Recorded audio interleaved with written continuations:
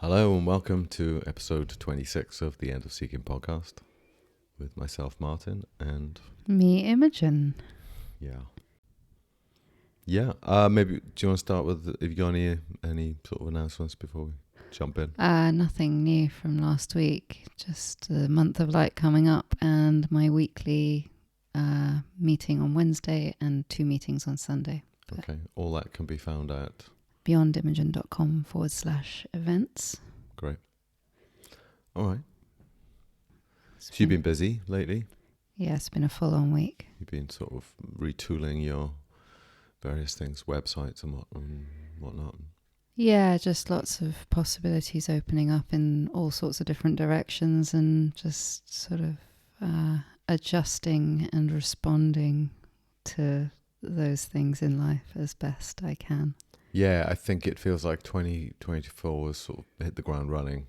That's the sort of the feeling energetically. I did read somewhere it was this year's the year of the solar maximum, which is the sun that goes on a energetic 11-year cycle and sort of from lower to higher energy and down again. I didn't even know that. You think it's a sort of a constant, don't you? It's like it's the sun, but no, it has a pretty predictable and regular cycle of activity.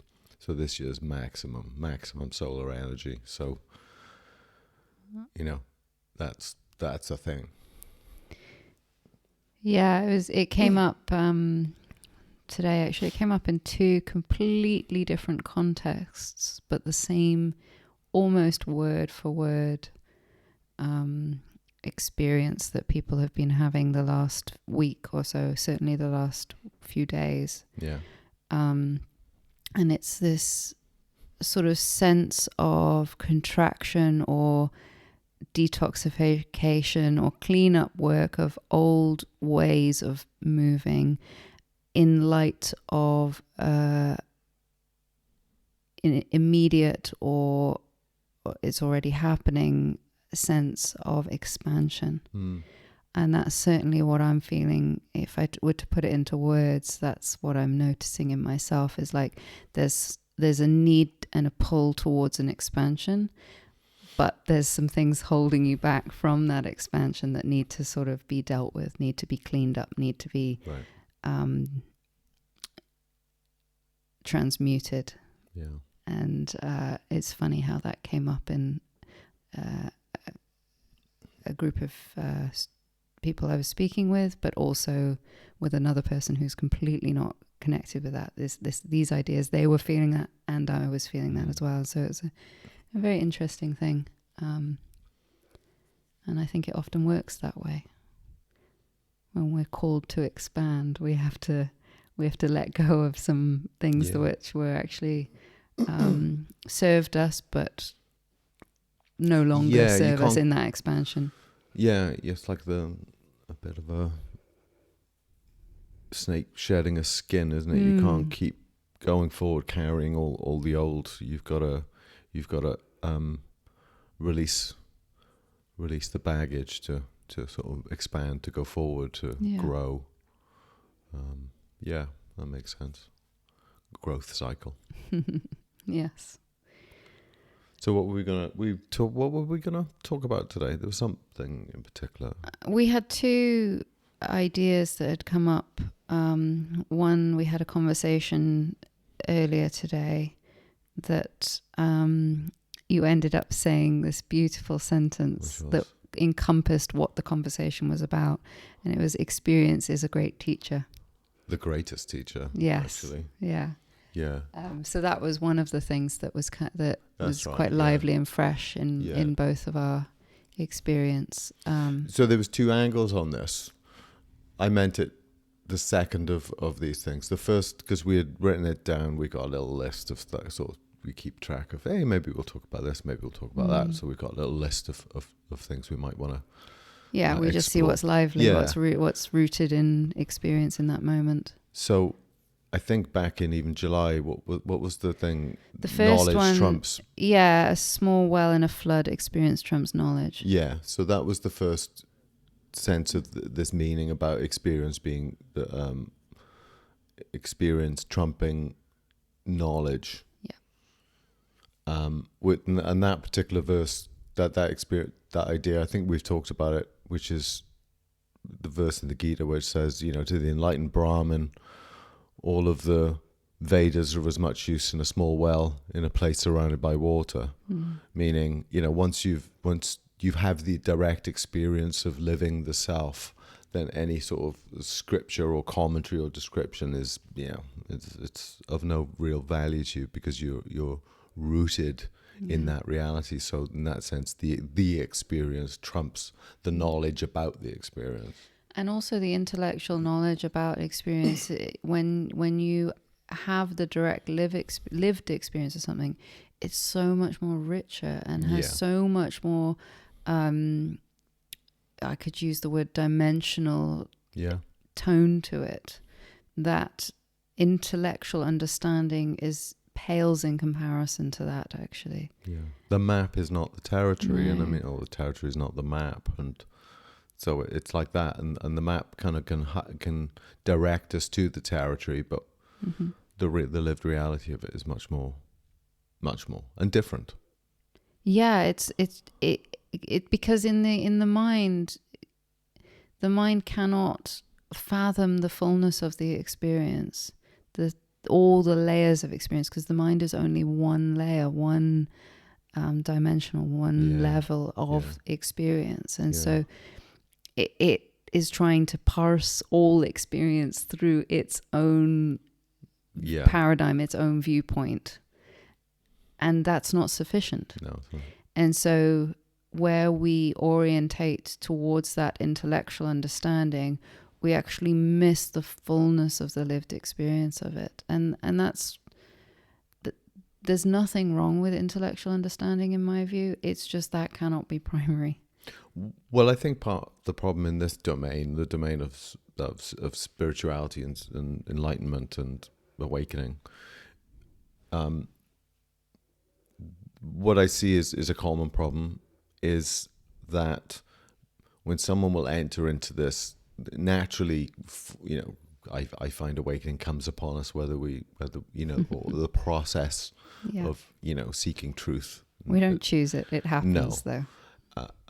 But for a while there, until the experience is clearly recognized, there's the mind can often be the leader in approaching it, approaching reality, but the expectation is that the answer, let's say, to the mind's questions will be found in the mind. When actually the answers to the mind's questions and the mind's exploration will be found beyond the mind. Yeah, which is why the mind, you have to be able to let go of the mind, because you have to be able to traverse and go beyond the realm of the mind. That later on includes that, but it transcends it, more importantly. So it's a sort of a, you'll find what you'll find, and I think it's interesting. I'm always called to mind when we have these discussions about how these things have everything. Nothing's new here, and so that's why I often say, "Oh, Ramana had this experience," or Jesus had that experience, or Nisargadatta spoke about this. This isn't new, and I remember some stories of, real profoundly studied Sanskrit scholars and scriptural scholars and stuff would come to Ramana, and Ramana was this, barely dressed sage sitting, on his lounger with a loincloth on, and unschooled in any religion or scholarly exploits. He was just this sage who actually woke up in his youth spontaneously, no teacher, no teaching, just bang, he had this event that happened to him when he saw that he wasn't the body, and that was really kind of it for him. I mean, he sat in that for years and years as a kind of a hermit, but anyway, by the time he was the ashram and the thing had grown up around him. All these followers were recognizing his, spiritual power. He would have all sorts of people coming to him, particularly these sort of scholars in spiritual things, and they would offer up their best understanding and knowledge, and immediately he would just make it into dust, or at least just demonstrate the fulfillment of it, and that their understanding was not it. It wasn't the end. Their knowledge wasn't the goal. And we talk about this, don't we? I think it's even on the website. We're not trying to add to anyone's store of knowledge. No. It's about, in this path, this process of awakening, it's about discovering what's beyond all that knowledge and where that knowledge arises from, even. Yeah. And this is only offering as a way of pointing to that in each and every one of us. Yeah. To me, anything else is useless if it doesn't point back to your own direct experience. The goal isn't intellectual knowledge. No. The answers that you're seeking aren't found in they won't be intellectual answers. They're experiential. Yeah.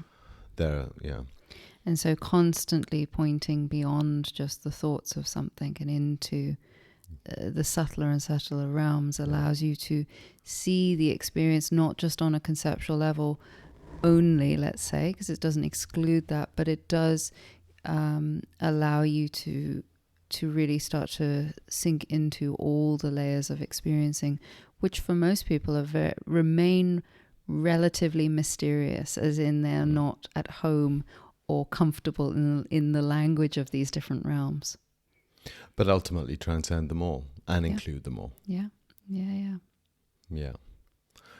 So that was one, that was one aspect of the echo of this idea, to speak about experience as the greatest teacher. Yeah. But I think what we were touching on earlier was that just everyday experience is the great guru. Yeah. Everything that happens to us. Yeah, it makes me think, on my website I have a bio, just, telling this somewhat a little bit of a potted story about, how I came, through this process and whatnot. But, it's a narrative, and I could pick 1,000 narratives to go there. And the reality is, when we tell the story, we communicate through narratives, and we communicate through stories, and they're really valuable for communicating, really helpful. But of course, for any event, there's many narratives. Yeah. Some are closer to the reality of the event, some are closer. I guess what I'm trying to say is, in terms of what got us here, to pick out a single narrative thread about how the past traveled through until the present is just a single thread. What got us here, let's say, is everything. Yeah. The whole of life. And the whole of totality. How can you can't leave any experience out. No. To say that was not as instrumental as any other thing. Some things. So when we tell stories, we're making selective judgments on what was important and what wasn't. Yeah. Or what is and what isn't. And that's often based on our values of what we think is important and what isn't. But actually, there's such a richness of life happening in any given moment. Yeah. And you couldn't excise a single part of it out of that without changing the moment entirely, and therefore it no longer being that moment. Yeah. And this idea of, how reality comes about in the present moment. How does this moment come to be? You've got two options, which is one, everything caused this. No single proximal cause is responsible for the state of affairs in any given moment. It's all of it. But actually the deeper truth is it's none of it. This moment spontaneously arises. there's an implied past, there's an implied future, but really there's no causality here. It's simply a spontaneous arising. And within it is this sort of, it's interesting that reality looks like there's a big, there's space and time, but actually there is only now. And those ideas are of space, time, past, future, even present, are just part of the Maya of it, part of the dream, this beautiful orderly dream. They're a relative truth in that they are true within the dream. Yeah. And so on that level, they have a truth to them. Yeah. Not the truth. On its own level. Yeah, exactly. And I think when you can kind of understand and get your head around it, but to me, the experience is what gives the true understanding of it. Right. But when you understand it, let's use that language. Recognize it. Yeah, perhaps, recognize it. There's a better word. When you recognize that there are nested truths, there are layers of experience where, things like time and space or gravity or whatever you want to pick on, that applies to that layer of relativity. But when you can understand that there are multiple dimensions, multiple layers, multiple levels, multiple experiences happening simultaneously, there's where you start to see why the paradox of it all is there. And why actually, and we were touching on this the other day, it came up, this idea that the paradox is not... Oh, it was something Jung said, which I found was amazing. He said that paradox is a better accounting of the nature of reality than non-paradox. So if you're in a non-paradoxical thing, it's one-sided. Yeah. But reality is so wide, so broad, so deep, so contradictory within itself that actually to use paradox, which is to say two disparate, opposite, seeming contradictory ideas, actually represents reality better than any one-sided view of it. Yeah. So, as I love that, paradox is a better description of reality than non-paradox. Yeah. I think that's fascinating. But And then I think that quote. Do I contradict myself? Yes, I contradict myself. I am large, I contain multitudes. Exactly. Walt Whitman said that. You've lost your thought. I lost my train of thought. It's terrible. Yeah, it happens all the time. I always trust that it will come back if We're it was talking meant about paradox. So there you go. Thank you. What I've perceived in working with people all these years is that as they come closer to recognizing the truth of themselves and the truth of reality, how this all is, they start to discover just how much of it is a paradox. Right. And they start to become at home with that as well. That's what I've perceived. I've noticed time and time again, actually, is there's less black and white thinking as in either or, and there's more nuance and recognition of the paradox of all of this. Yeah. Holding several even contradictory ideas at the same time, or observations, realizing that the self that they are, the reality that they are, is fine holding these things. It's only the mind that wants you to come down on one side or another. Exactly. Which is to say, just then a fractional part or limited of reality. view.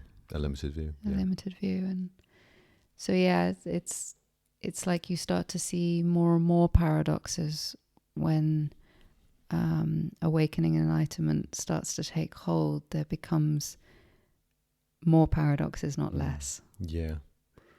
Two seemingly contradictory things, perhaps, they're both true.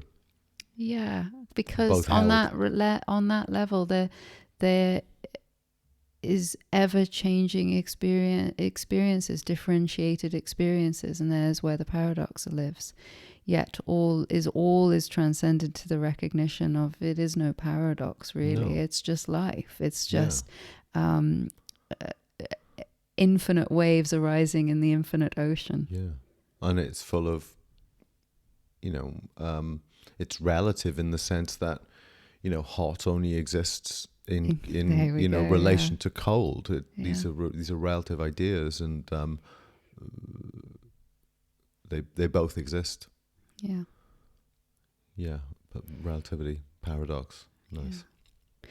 To sort of come back to the theme there that we were touching on of the experience is the greatest teacher. Yeah. So you talked about two things there. Actually, I don't know if it's a third, but something else that's coming up around that as well, of just practically speaking in that. What does that practically speaking look like?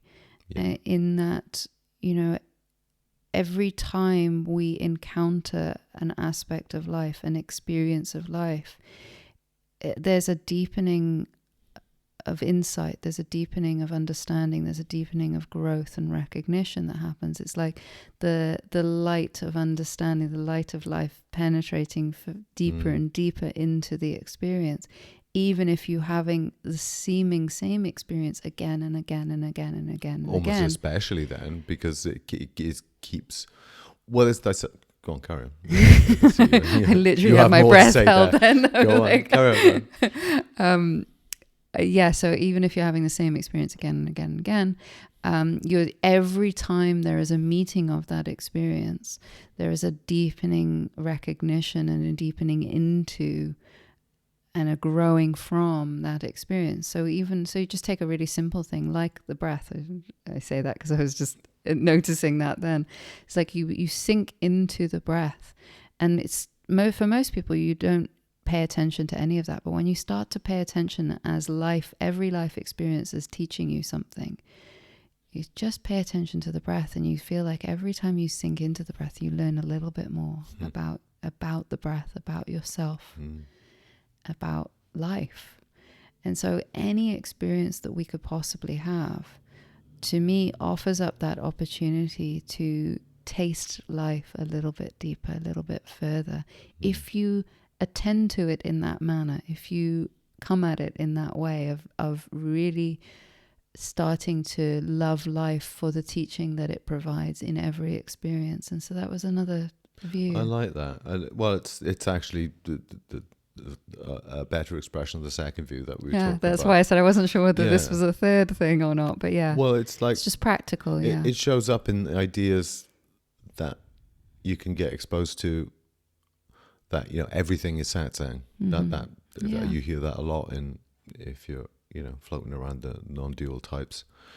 That what it means is everything is an encounter with truth, and everything is an encounter with truth. And I love the way that you point to something actually very subtle, that we might, when we say life itself is teaching us always, always, always, I believe that truly.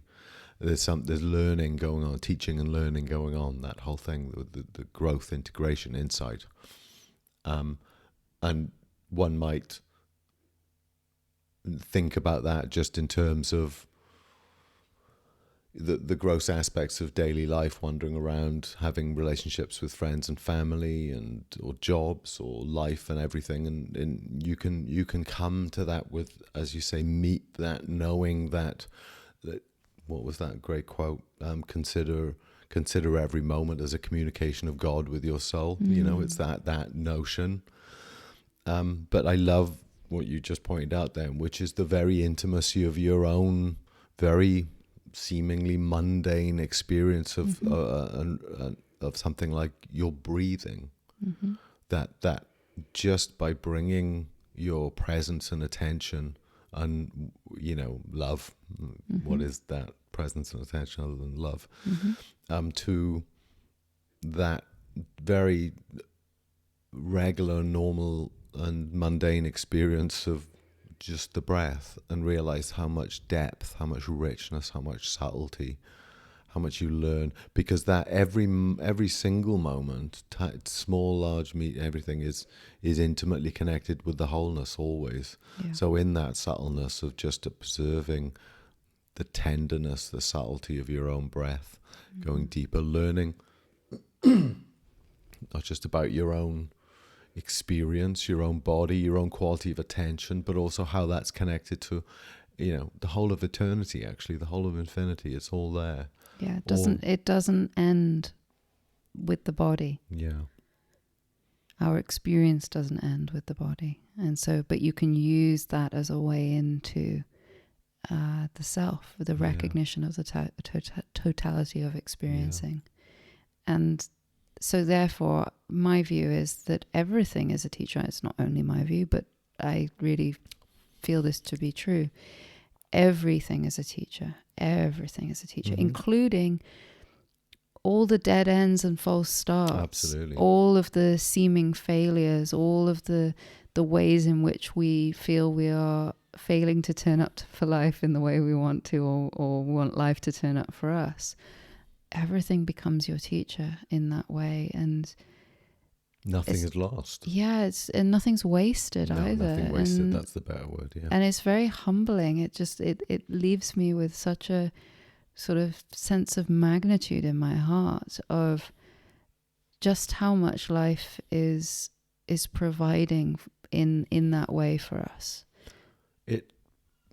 What's beautiful as well is this idea that when you come to this place, when you realize that all experience, all of life, everything, every moment from subtle to gross and far and wide, large and small, everything, each moment of it is serving that purpose of deepening, growing, enlightening. I was about to say the word illumination keeps coming up. And that's what enlightenment is to me, is to illuminate. Bring light and clarity to experience. Yeah. What the effect of that is nothing is left out. No. Suddenly the whole of there's nothing therefore to be avoided. Nothing that shouldn't be there. No, and if it's not there, or if we're not ready for something, let's say we've got this idea that we should be somewhere we're not, we can also, I feel, trust that life will bring it to bear in its own way, in its own time, and that actually, if it's not meant for us in this moment, that is a learning in itself as well. And even the sense that it should be there is itself something that can be attended to as what's in there, what's true about that, what is this teaching me, what is this showing me? Yeah, to come at life with that attitude. I say attitude, but I think people... Perspective, perhaps? Yeah, but maybe that's a better word, because attitude seems like something I've got to sort of turn Adopt, on. Well, at first it might... Yeah, this is the things that we talked about, the difference between prescription and description. If you're personal, if your sense of yourself is, primarily mind body, this is who and what I am, then that comes with the presumption of autonomy and volition, and so all of that. Any pointing tends to get construed into a practice. Yeah, doing. Yeah, so you're describing reality, but you're saying, well, how do I do that?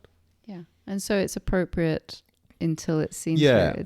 And therefore then it's transcended and recognized. Oh, okay. I wasn't the doer of all of this, but we've gone into that many times. You're doing, and then you find out that doing is less and less doing. It's more and more happening, more and more. More and more of a noticing, or I don't know why I keep liking using this word revelation right now, and I know people use it in these big biblical senses, but revelation in the sense of to be revealed, to have something revealed to you. Okay, how about this? Apocalyptic. No, well, I say that because the word apocalypse means to uncover, to reveal, to show. Oh, wow. But it's one of those words that you think, I had no apocalyptic, you imagine, kind of, wasteland. horseman, wasteland, disease and lava falling from the sky. There you go. I fell for that one then. Straight off. Totally. As soon as you said that, I'm like, what's that got to do with all of this? Yeah. The apocalypse is that movement towards revealing, showing, uncovering, bringing things to the light. Yeah. And so I think... So apocalyptic. Okay, we're going to start using that word. I can see. We're going to start a movement. Revelations and apocalypse. Oh, God. What could go wrong? Yeah, what could go wrong? Sorry, I digress. What were you on? I have no idea what we were talking about. I don't know about that. Revelation we were talking about. Yes. You go from feeling... like you're doing any of this into more of a place of revelation, of recognition, aspects of and qualities of life being revealed, lit up.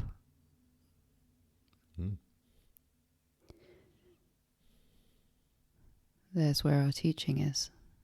What is being revealed to us? What is being lit up? And that comes in so many different forms. And it's, this is why the beauty of recognition, particularly, abiding recognition, is knowing that it's all. Yeah.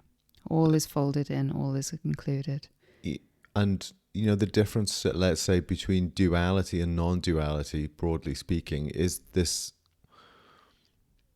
recognition of the wholeness of it and the lived wholeness of it. And we talk about, so...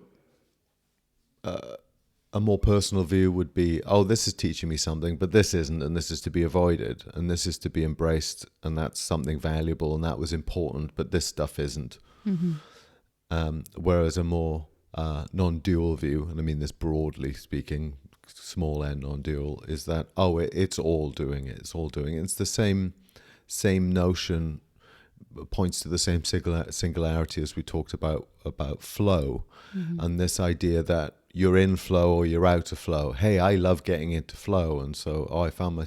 Whereas at a certain point, the recognition that there is only flow. Yeah, all of this is flow. It's all flow. It's the Tao, the Tao, and all of this is self. All of this is. There's no in and out. There's only what is. And that's why I say the dual view to the non-dual view, or to the singular view, which is we're never out of flow. Flow is the very nature of reality. And there is no experience that is not consciousness as well. And there's no experience that isn't, let's say, teaching in some sense. It is not. We're not, or at least that we're not learning from gaining greater experience, knowledge, insight. Through, I think, into totality, actually, into infinity and beyond. So that was what the idea was that we wanted to come and explore was that, and I'll make it a little more personal in some sense, because, as I say, when I would sort of say, my path looked like this, I said that was just a narrative. But there were so many experiences that were happening outside of my obvious spiritual practices and studies and, reflections. It was just life. It's just life itself and the circumstances of life teaching us what we need to learn and what we need to experience in order to learn. And, there are tremendous... we started talking a little bit about the spiritual shocks that happen in life, and that's sort of a particular phrase, but it points to this idea that we can make sort of great spiritual leaps when often, and this is what my experience, and I know it's your experience, when people who come to awakening often do so off the end of a shock, a spiritual shock or a crisis. That's to say, something really suddenly challenging will come, and it can be things like bereavement, losing your job or your profession, losing something, or having an accident, or just Or just the cracks or the cracks start to show. Of your life start to show, yeah. Exactly. Things don't add up. Things don't make sense in the way they once did. Yeah, which is in itself a spiritual shock. Mm-hmm. And so these can be tremendous, broad strokes teachings. Life itself becomes the guru. Mm-hmm. Life becomes the teacher. The illuminator. Yeah, and I stand by this. I think my view is that this reality, this dream reality, is a school, a university, a college, a training, a boot camp. I don't know, but it's nothing is lost here. Everything is because we are so much more than this. Yeah, bus stop. I remember getting that image given to me at one time, and I really have seen so much why that works well, of looking at it that way. Right. This is a bus stop. I mean, this is just, in terms of the length of a human life. I mean, it seems pretty long when you're in it sometimes, but really it's blink of an eye. Well, there was I think it's in one of the Buddhist sutras. How should we consider this life? Like a drop of water, like a flash of lightning in a summer cloud. Yeah, like a drop of water in a stream, like a flash of lightning in a summer cloud. Thus should we consider this life. So fleeting. Gone. And yet, so in that fleetingness, so much fullness of it, so much fullness of learning and experiencing. Yeah. That's not to say deny it, dismiss it, but find that unchanging part, but find that reality that upholds this fleeting. Yeah, I mean, I've said that. Life. I might even have said it on the podcast. I've certainly said it in satsangs before, where I feel that where you come to terms with the fleeting nature of life, i.e. death. Yes. You really start to live life then. Yes. It's like when you really touch the real recognition of the nature of life and death as being synonymous with this experience. But finding that deep part of yourself that doesn't live and die, that in the sense that it's non-corporeal. It's not fleeting. Yeah. But sorry, I lost my train of thought then again. Obviously, I've had a lot going on, so it's hard for me to carry trains at the moment. We're talking about life and death. Yeah, so where there's a recognition of that, then there is a real living that starts to happen, because there's a real recognition of, okay, this moment is it. Yeah. It may not, it won't be again, but it's to live into fully. Yeah. And this is where, to me, you start to really learn to love life, start to really love the experience of this fleetingness, because all of this has come to be in this moment for you to experience. Mm-hmm. Yeah, right. Fleeting, passing, like flowers, spring flowers, soon there, soon gone. No, and it's beautiful. But if one is only cognizant, recognizing the fleeting nature of oneself and reality, and that's all you think is, all you believe is, all you experience to be, then that is not a joy. That it's terrifying. Terrifyingly vulnerable. Yeah. Fear of death. Yeah. Fear of life. But that's why they say it's once the ground has been recognized, the unchanging ground of all of this has been discovered, the unchanging, ever-present ground, then you can enjoy the seasons coming, going. Yes, exactly. It is hand in hand, those fearlessly. Two things. Yeah, those two things are very much hand in hand, two sides of the same coin, so to speak. Yeah. One without the other, leads to an imbalanced view of it, and therefore an incorrect view of it. Well, it's very hard, literally impossible to find a stable identity within the field of relative experiencing, because there's nothing stable here. And so if your sense of yourself is dependent upon some transient objective experiencing, then you're always going to feel vulnerable. And I think that, this is our problem. This is the global, problem, and the solution to the global problems is actually on the individual level. It's that our endless machinations and strategies to bolster a sense of identity that is untenable. Truth wins out, and it reveals that it's untenable. Yeah, exactly. But not without a lot of craziness sometimes. And so the discovery of one's true nature is really the great joy and the great fulfillment. We can come to rest there. Oh, okay, I'm that, and all this is passing. But I myself I am that being. Capital B. Yeah. That leads really beautifully on to another subject we talked about talking about. Okay, go on. And that is bootstrapping enlightenment. Oh yeah. Yeah.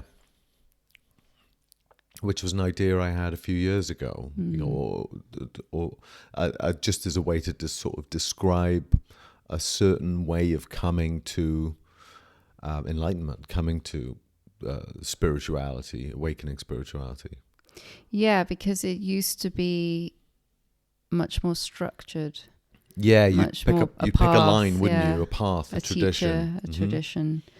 And you'd stick with that. Yeah.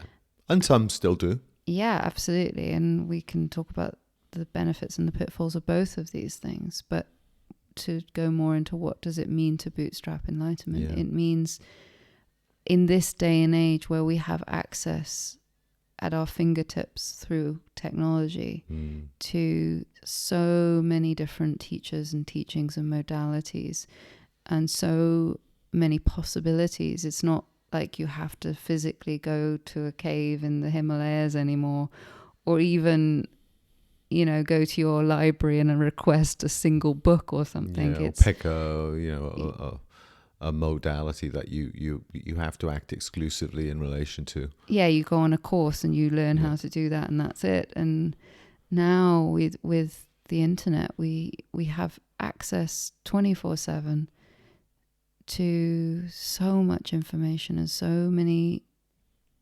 ways of into this. And in my view, there isn't a singular way to awakening, but there is your way. Yes. And your way can look like a single path, or it could look like a smorgasbord, if that's the right word. Smorgasbord, yeah, okay, right. Of different modalities and teachings and pointers, and that's the bootstrapping aspect. I think it does depend on the person, doesn't it? Because, well, my path was looking at it. It was started off as a sort of an intellectual curiosity smorgasbord, and then I started to meditate, which was the real things got serious at that point. And so I stuck with a particular practice for a long time. But prior to that, you had all sorts of... all over the place. But I wasn't really rooted in deeply in experience. And it was because meditation gave me a very reliable recourse to my own nature. It was like, okay, so rinse and repeat. So that became... So in some sense, I got on board that particular tradition. And so I engaged in that tradition, and I, engaged with the teachings of that tradition as a singular path. And it was different then. This was the 90s.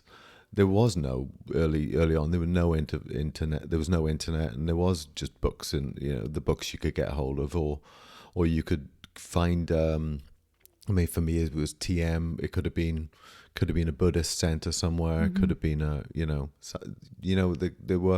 there were streams you could get your boat on and follow that through.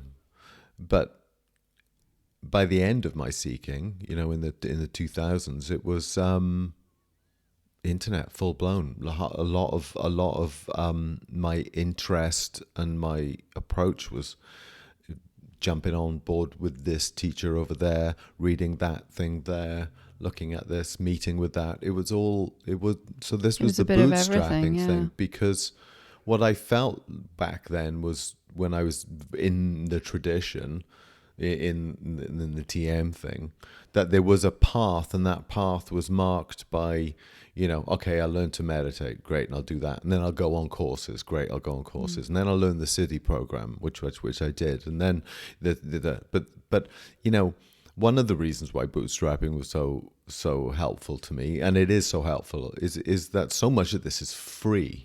Yeah, and it's the exclusivity thing. There's so many people claiming exclusivity, and it's not exclusive. The recognition of our own being is the most natural, fundamental recognition that anyone can come to. Yeah, it's not exclusive. It's the absolute opposite of that. Now, of course, there can be techniques and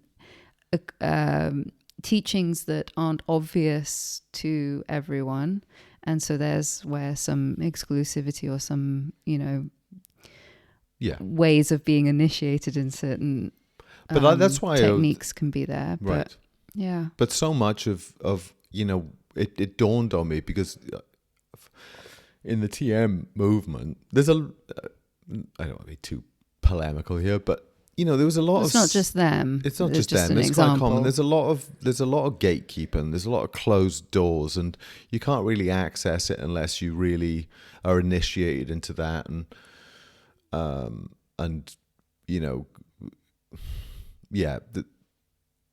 It's not an open teaching. No. In a sense that you have this Mahesh Yogi. I remember I watched hours and hours of his teachings, as a meditator on courses and whatnot, and it was really beautiful to be exposed to a sage like that and his teachings. But if you weren't initiated into that, you didn't have access to it. And there's libraries full of Mahershi's teachings, but unless you're meditator or siddha or involved in that movement, you don't get access. And what I love about this modern age, and this is why you can bootstrap it, is because we're in the age of openness. Again, it's the apocalypse, it's the uncovering, it's the opening. Everything's out in the open. And what I loved about coming into the direct path teachings, like non-duality and stuff, which is a living inquiry into the nature of your own being, that this is not proprietary. There's no gatekeepers. And it's there. You can have the conversations, you can listen to the conversations, you can read about it, and you can do the exploration for yourself. And so you can pick and choose what works for you. Yeah. And it's wide open. It is, and I see this like, obviously you and I sort of are in the world of transmissions. Yeah. And I see that in transmissions as well. There are some that have that closed door sort of sense of transmissions. Yeah. And there are others that have a more open door view of transmissions. Yeah. I think both of us fall into that latter category of transmissions aren't exclusive. They are pointing to something that we all are. Yeah. And we are, whether that is obvious and a clue to us or occluded from us, it is still pointing back to the self. Yeah, it's enlivening. It's enlivening the divine light within. Yeah. And for a while that looks like a transmission, and it kind of is. It is until it isn't. On one level, it is. Yes, it is, and of course that mirrors my own path. I'm talking about my own path here today, but anyway, that's all right. With it. Getting close to, as a seeker, getting close to a sage was really important, because whether it was online or in person or whatever, and because I found that I was recognizing the energy, the presence, the Shakti, Exactly. right? The divine light of the sage, but I saw it as something outside of myself. Yes. And I so think that's very natural. Most people it's do. natural. Yeah. I'm not, yeah, exactly. So I wanted to get as close to that as I possibly could. And there I am, sitting with Yeah. with It's an awakened exclusive teacher. to them. It's exclusive to them.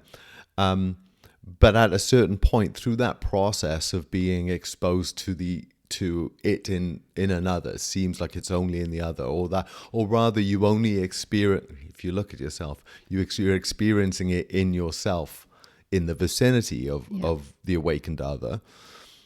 So that's the experience of it, but the exposure to that, this is my experience anyway, the exposure to that, repeated prolonged exposure to that,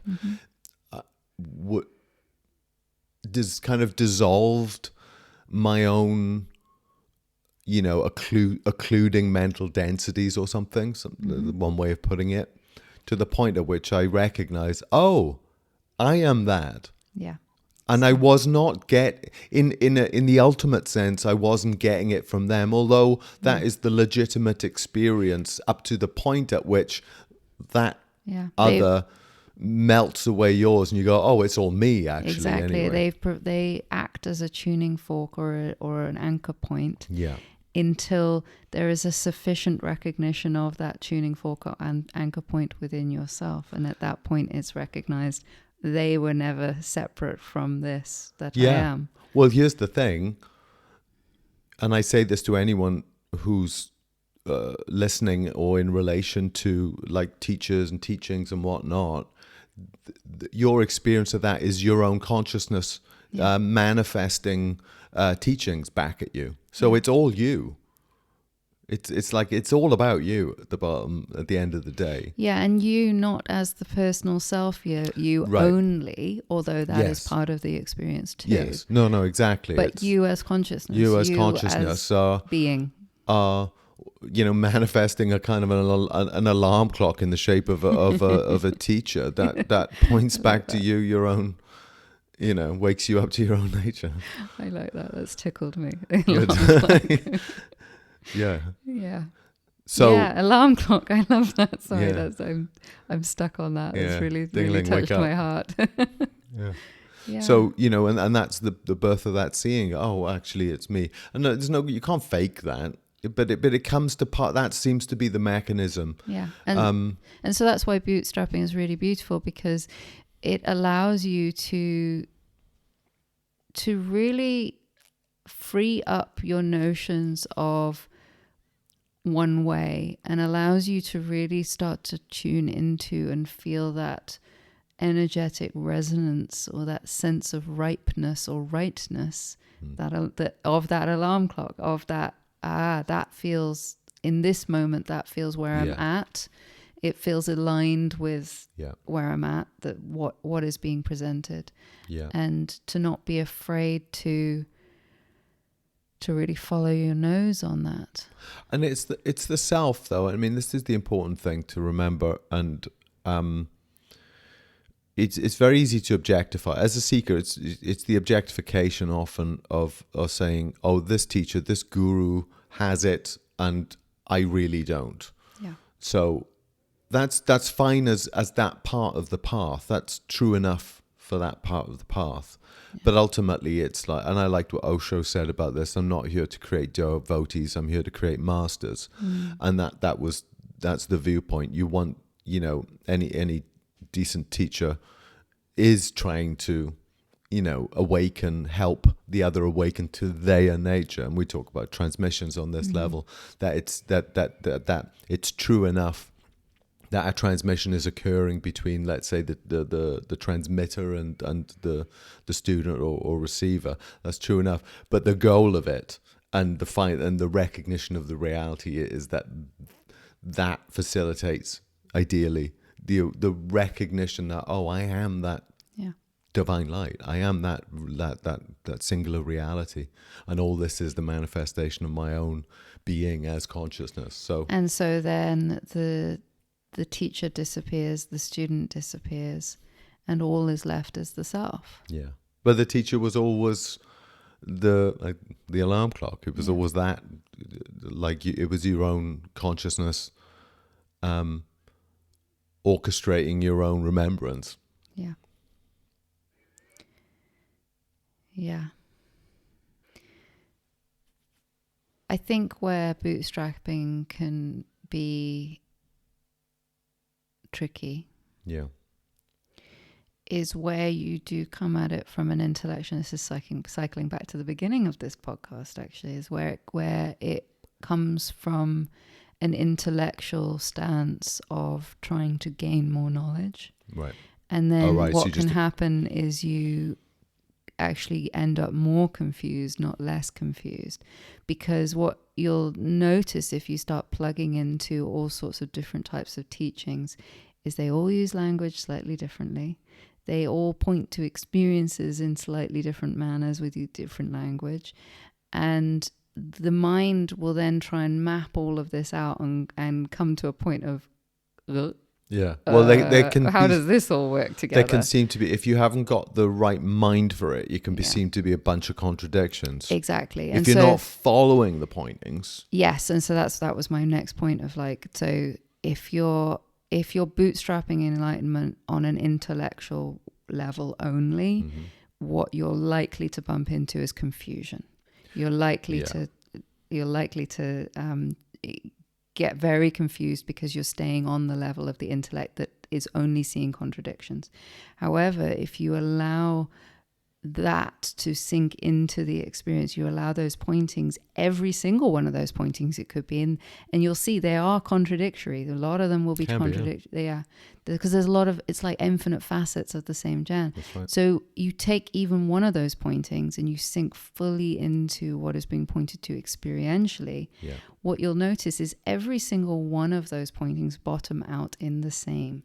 And so this is where it doesn't become confusing anymore. This is where the confusion is rectified. Yes.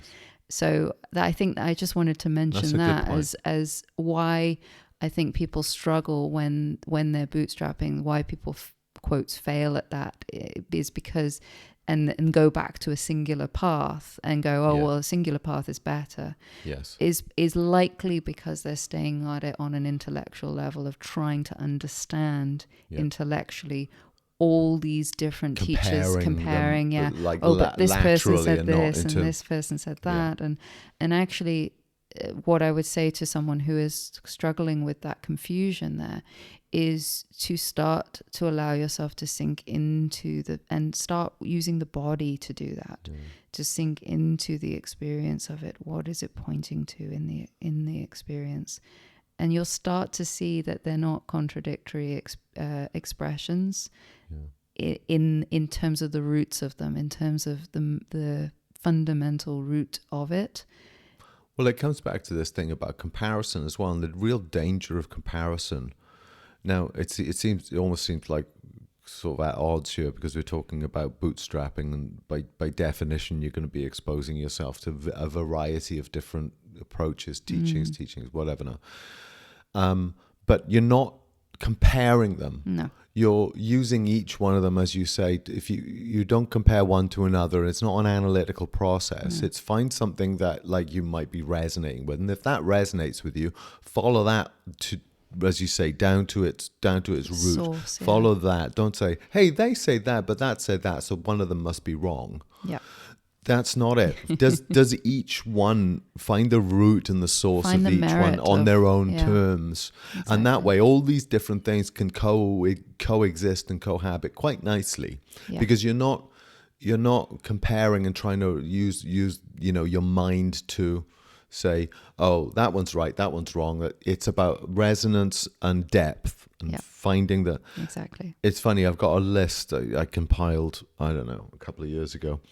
Of a bunch of, I was curious because in my seeking I had gone through all these different, I'd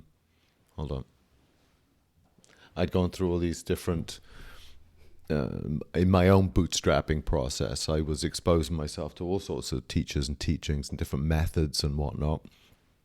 And I took just a little list of some of the teachers that I was following. And what I saw was that each one of them had like a pointing or a viewpoint, Key teaching. A teaching that could be summarized in some way. It was their point of focus, and it was their particular Dharma gate.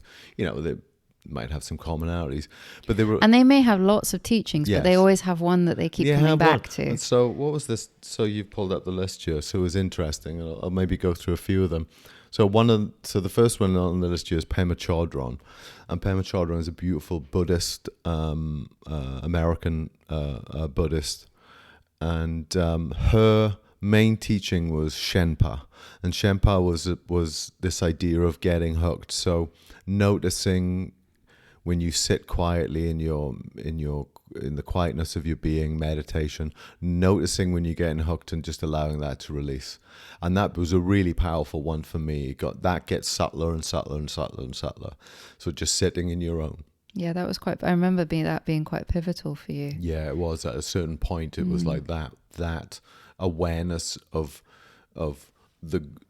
the gross times when I was getting shenpa'd. You know, shenpa means to sort of be hooked. You know, like when you're hooked in a kind of a thinking process, and just release that, and that's felt in the body.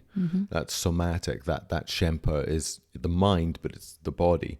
So that correlation is there. So I really went really beautifully deep with that one. It really sort of really released lots of gross and subtle tissues of contractions that were existing in, you know, at a certain point. So Shenpa was hers. I mean, she talks about a lot of things, but Shenpa seems to be a theme. Another one here, Thich Nhat Hanh, you know, his focus was very much mindful breathing. That was it, you know, not just that, of course, but it was mindful. And in fact, the Western mindfulness movement, which was pretty much begun by, I think, John Kabat-Zinn, famously introduced sort of secular mindfulness practice. He was taught basically this by Thich Nhat Hanh, you know, so mindfulness comes back from that. So mindfulness, mindful breathing in particular, you know, that was the point of focus. And that was Thich Nhat Hanh, to my eyes, his core pointing. Was another one. Ramesh Balsekar, there's nothing you can do. You know, that was his, he was a total non-doer. Yeah, or have the mind take that one on board, and it was, yeah, it was like, you know, his whole focus of his teachings was on non-doership. Yeah. And I love that, you know, oh, Guruji, what can I do? How can I, there's nothing you can do, you know, and of course, his teachings were tremendous. All of these people, their teachings are rich and varied, but they seem, to my eyes, to have these themes. So, yeah, there's nothing you do. Non-doership was his. Gangaji was another teacher I was sort of exposed to, and hers was just stop. Call off the search. You know, that's the core pointing reality to which, you know, so much of her teaching was oriented around. Just stop. What happens if you just stop? Stop your strategy, stop your seeking, stop. So that's really beautiful. Papaji, Sri Punjaji, a great, profound teacher. Keep quiet. I mean, it was very much, you know, in self-inquiry in the present moment. But actually, when you watch him go at someone will come up, you know, to get into inquiry with him.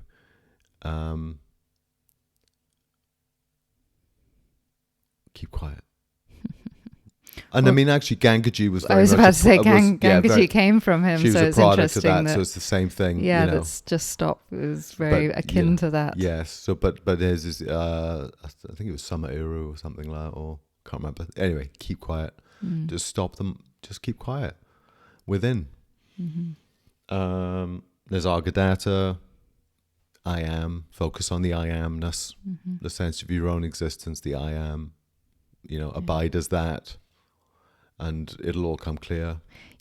As you're speaking already, I'm sure everyone listening can hear that too. All the seeming contradictions in, well, which one should I do? And, you know, these kind of questions start to come up. It's like, but how does that relate to this one? And what does that relate to that one? And is that teacher then a better teacher than that teacher? Yeah. And so you've got like Ramana Maharshi, who am I? That's who am I? You know, inquire directly into the source of your sense of I.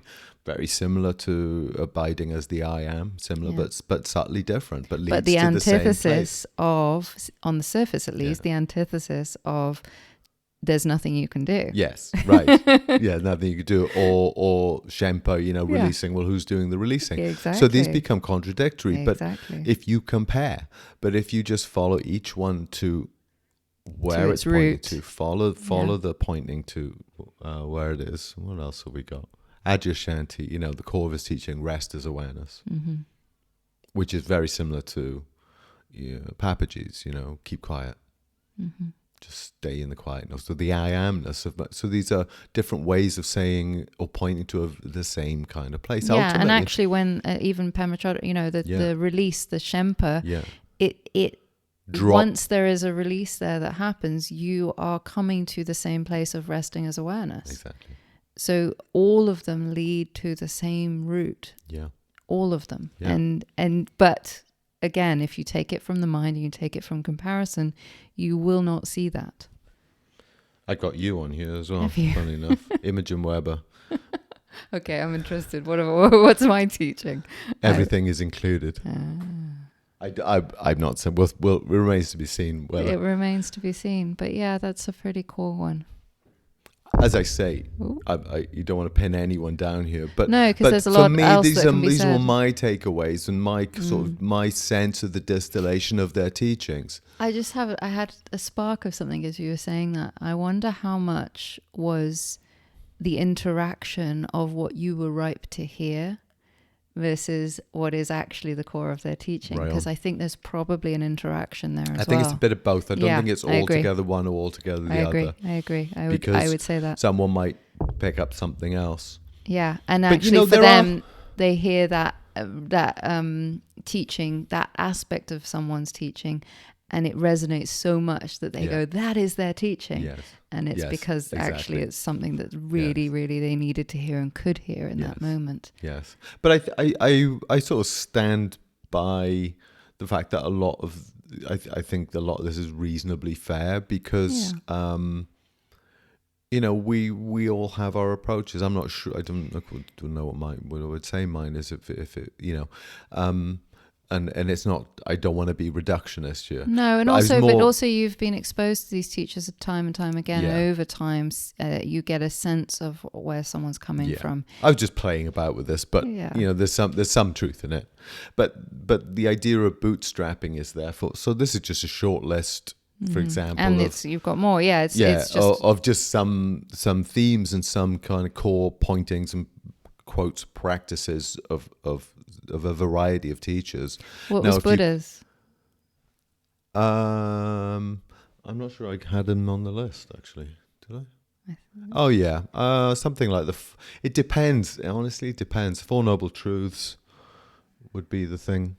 That life, there is suffering. There's cause to suffering. There's a way out of suffering.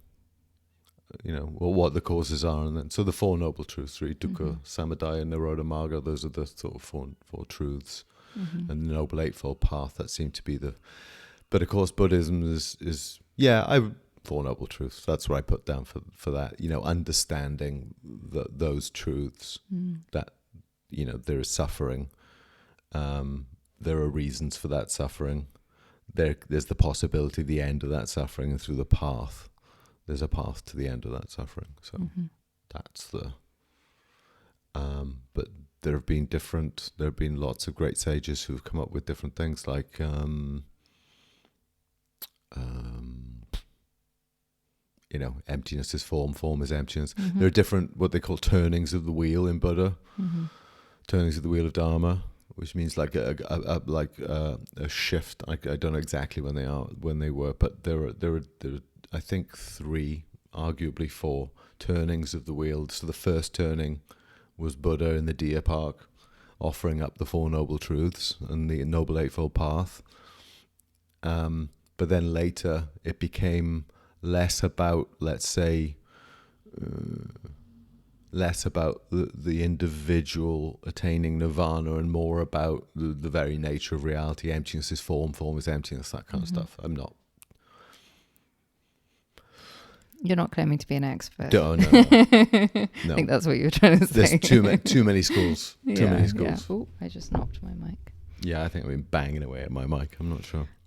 Anyway, I think the idea, but to point to that from the point of the, I guess, to mention the, this idea is that variety of teachers have a variety of teaching modes and a variety of let's call them Dharma gates for want of a better word. Yeah, and they're also speaking to the individual in front of them often.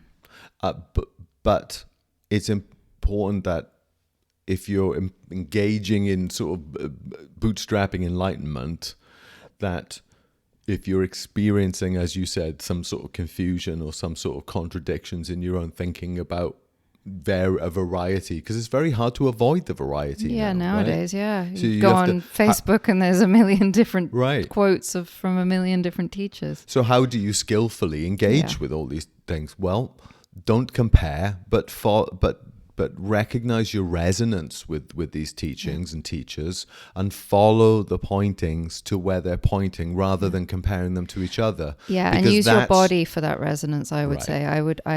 There you can start to feel the presence of that teacher, whether the presence of that teacher is, for want of a better language here, the right frequency, the right resonance, the right vibration for you, as in they are speaking what you are ripe to hear. Yes, but and also transmitting what you're ripe to receive and acknowledge. Absolutely.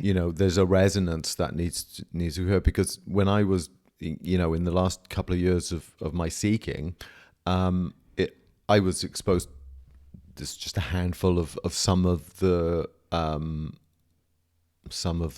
teachers who I would kind of you're engage pretty with. well, but there was a lot I completely dismissed. You have to be discerning about this and go, no, not so much. Figure out what works for you, and what works for you may not work for another, and so not comparing yourself to other quote seekers either is I think also very important. Using their suggestions. Oh, I heard about this person. That really made sense to me. That really resonated with me. Not to cut yourself off from that, but at the same time use it as a jumping off point to discern for yourself what works for you, and to trust that. And so this idea of bootstrapping is like it's got a couple of resonances, but one of them is a sort of a business resonance. So you're starting up a business, you don't have a lot of resource, you use what you can where you are. Yeah, you cobble together like that. So there's not what I saw at some points. This is why I came to this. For a while, I was experiencing, at certain stages, if only I could have this, be on this course, or if only I could sit at the feet of this teacher, if only I could get to India, and there was these feelings of lack that would come up with me, missing out, that FOMO, that I didn't have what I needed. And part of the idea of bootstrapping enlightenment is you do have everything you need. If you think you need that, but it's not there, that thing's not for you. But what do you have? What can you utilize? What can you really employ? You can meditate on a single leaf all the way down to the bottom of that and discover the same thing that going on a 10,000 pound course in which points back to this same be. idea that the life is offering you exactly what you need at any given moment. And if you're feeling a lack, then that lack actually is the gift that you're being given. You let that teach you. Yes, absolutely. I really, really stand by that view as well. Like the very thing that you think is the thing that's stopping you. The obstruction, that's the right word. Is actually the very thing you sink into, include. There you go. There's my teaching. Include that. And you will discover that actually it's right there all along, under your nose. The very one that is looking out of these eyes is the one that you are seeking for. Yeah.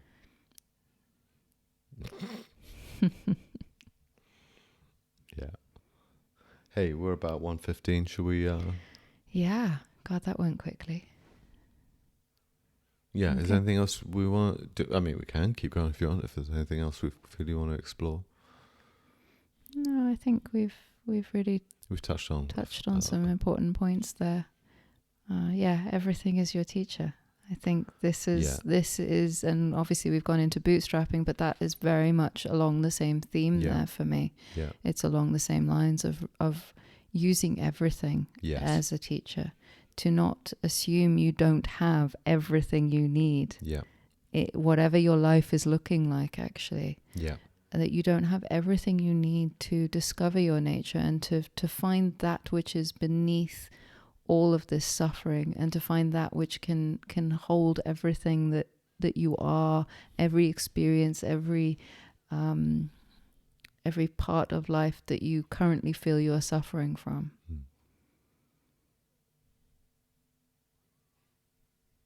Yeah. I have nothing to add on that. You are your own guru.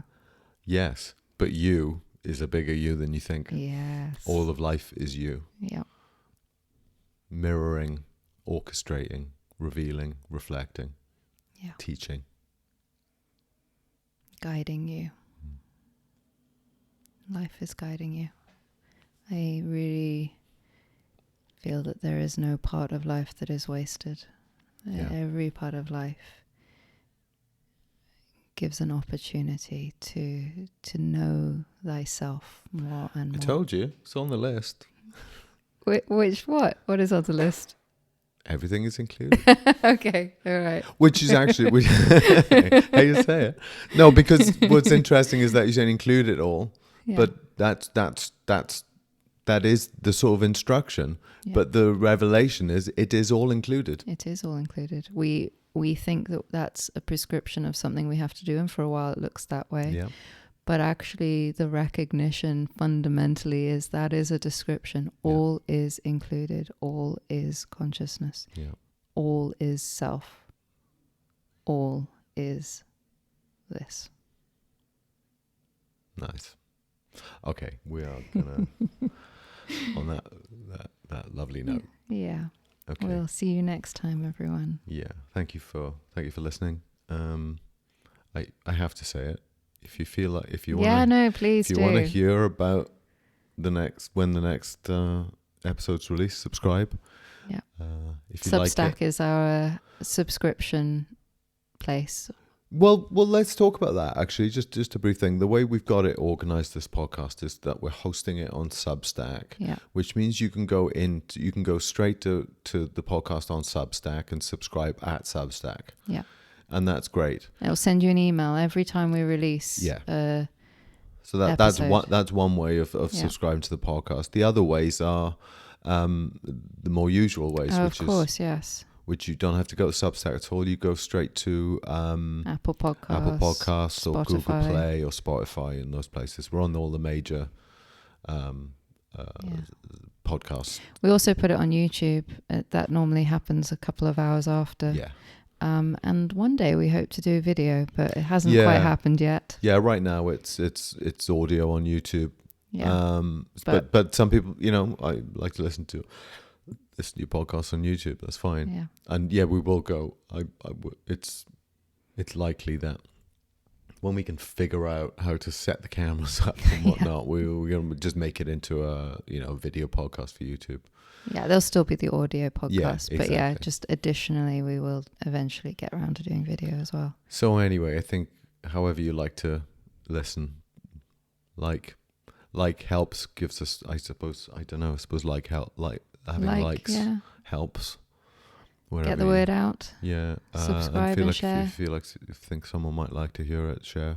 Yeah. Anyway, that's that bit. Thanks so much for listening, everyone, and we'll tune in again soon. Yeah. Okay. Bye for now.